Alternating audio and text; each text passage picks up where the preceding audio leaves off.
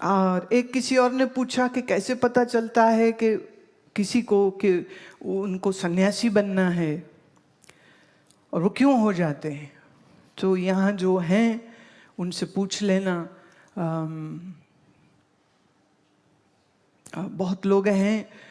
एक होता है कि आपने वस्त्र का संकल्प जो है वो लिया, पर मेरे बहुत से ऐसे शिष्य हैं जिन्होंने सन्यासी वस्त्र नहीं लिए, लेकिन वो सन्यासी हैं। सन्यास का मतलब क्या कि अब जीवन ईश्वर की आराधना में है, अब जीवन गुरु की सेवा में है। अब हरि मिलन हमारे साथ 1992 से है। कब से? 1992।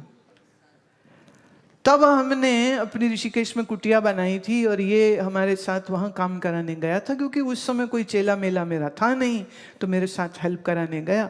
और फिर इसने देखा इतने घोर जंगल में आप अकेले रहेंगे। बोले मैं नहीं जाता वापस, मैं तो अब यहीं रहूँगा। घर वाले समझाते रहेंगे, नहीं।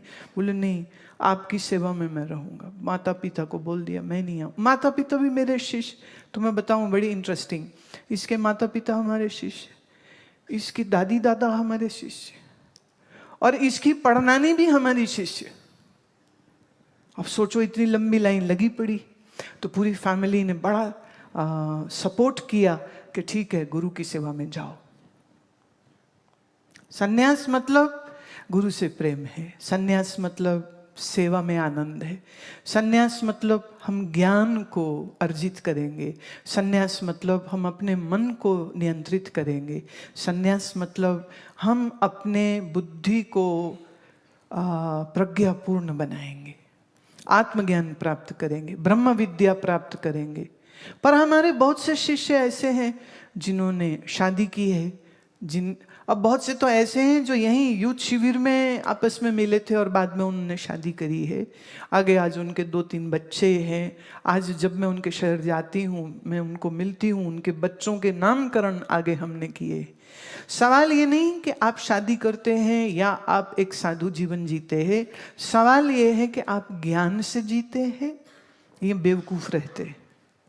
अगर आपके पास ज्ञान है, समझ है, आप रोज ध्यान करते हैं, आसन करते हैं, फिर आपकी जो भी जॉब है, जो भी बिजनेस है, you will do it beautifully and perfectly. Life is all about up and down, right? It's roller coaster ride, कभी ऊपर तो कभी नीचे, कभी ऊपर तो कभी नीचे। ऐसे ही जिंदगी में कभी पैसा होगा, कभी नहीं, कभी रिश्ते होंगे, कभी नहीं, कभी नौकरी होगी, कभी नहीं। हाँ, लेकिन आपका मन जो कभी नहीं बदलता, उस ईश्वर के साथ जुड़ जाता है, गुरु के प्रेम में जुड़ जाता है, और वो इतना आनंद देता है, इतना आनंद देता है, इतना सुख देता है कि उस सुख में उस परमेश्वर को किसी भी नाम से बुलाओ, श्री हरि हैं। श्री हरि मतलब जो हर हर में है, हर हर मतलब इन एवरीवन, इन एवरीथिंग।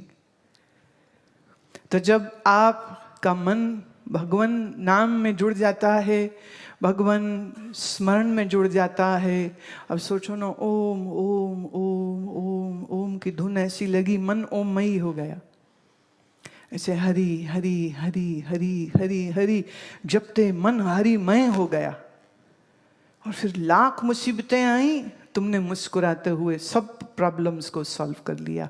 लाख अच्छी अच्छी चीजें मिली, आपने बिल्कुल हम्बल होके, निर्माण होकर के, ईश्वर का प्रसाद समझ के उसको स्वीकार कर लिया। बुरा था, अच्छा था, जैसा भी था, क्योंकि आपका मन तो एकदम मस्त है परमात्मा के नाम स्मरण में। हाँ, कितना आनंद है हरि कीर्तन में, कितनी मस्ती है प्रभु नाम के इस तरह कीर्तन करने में। और मैं आपसे ये बात इसलिए कह रही हूँ कि कभी नाचने का दिल हो तो हरि कीर्तन में नाचो, ये दारू वाले गानों पे मत नाचा करो। दारू वाले गानों पे नाचोगे, आज नहीं आज दारू तुम्हारे हाथ में आ जाएगी। अफसोस है इस बात का। आप जो सुनते हैं आप वैसा होना चाहते हो। बंदूक गोलियों के गाने सुनोगे तो फिर हाथों में बंदूकें भी तुम्हारे आ जाएंगी। अफसोस है 18, 17, 19 साल के लड़के हाथ में रिवॉल्वर पकड़ के फोटो खिंचाते हैं, फेसबुक में डालते हैं हम मर्द हैं, ये हमारी मर्दानगी की पहचान है। जो तुम मर्द होते तो तुमको हाथ में गन लेने की जरूरत नहीं थी। तुम्हें तुम्हारी मर्दानगी पे संशय है, इसलिए बंदूक उठाते हो।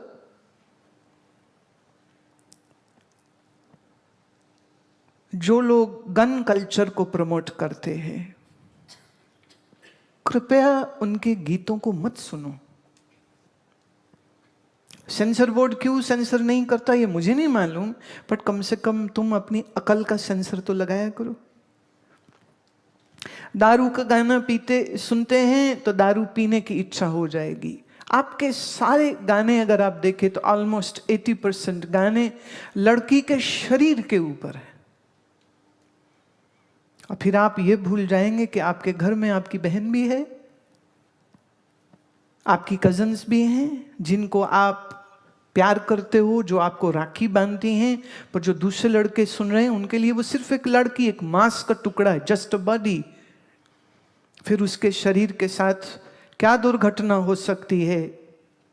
और ये जब होती है, सोचो ना, जब बलात्कार होते हैं तो करने वाला कोई लड़का ही था ना, कोई मर्द ही तो था ना। हाँ, अगर वो इतना जानवर है कि वो अपनी भी बेटी का बलात्कार कर सकता है तो फिर तो बात ही खत्म हो जाती।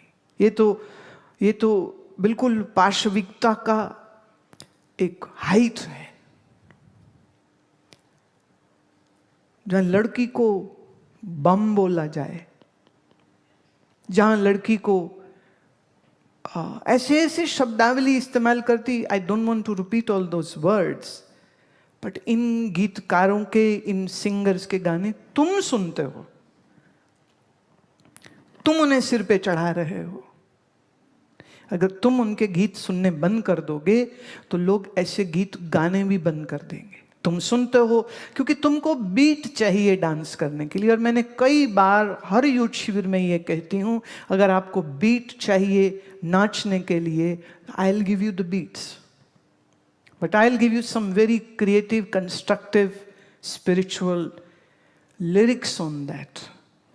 ये आज सुबह जब मैं आप सब लोगों को मिल के गई हूँ, जो भी लोग मिले, क्योंकि आज थोड़ा सा लेट चल गया सब सीक्वेंस, तो ये जाते ही ये वाला कीर्तन मैंने लिखा कि आज बच्चों को ये वाला मुझे कीर्तन कराना। Every day new composition is coming in this youth शिविर। हम क्यों कर रहे हैं ये? इसलिए कि तुम ये समझो कि अगर मस्ती करनी हो, मजा करना हो, डांस करना हो, तो उसके लिए बियर बॉटल की जरूरत नहीं है, गंदे लिरिक्स की जरूरत नहीं, वल्गर गानों की जरूरत नहीं है। एंड आई प्रॉमिस यू कि आज शाम को आपको एक और बहुत जबरदस्त इलेक्ट्रॉनिक बीट्स वाला कुछ हम सुनाएंगे। तुम नाच नाच पगला जाओगे उसके ऊपर।